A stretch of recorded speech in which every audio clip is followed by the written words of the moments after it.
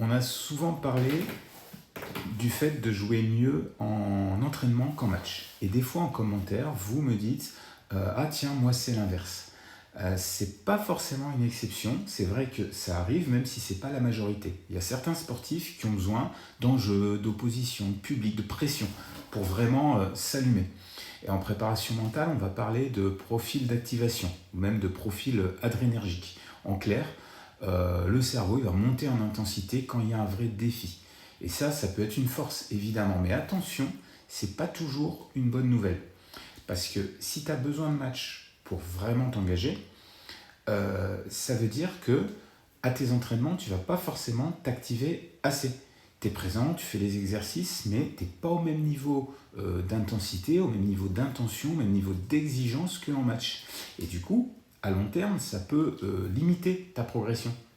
Alors l'idée dans ce cas, c'est de réussir à se mettre du challenge même en entraînement. Un score à atteindre, une contrainte, un duel, un objectif, quelque chose, peu importe, mais quelque chose qui va réussir à te mettre un petit peu sous pression.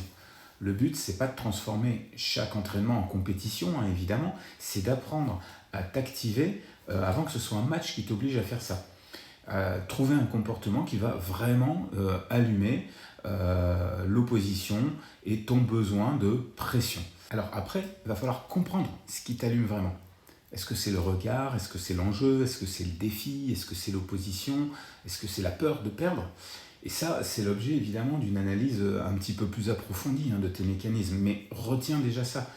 Jouer mieux en match, c'est plutôt une force. Mais avoir besoin de match pour s'engager, ça peut devenir une limite.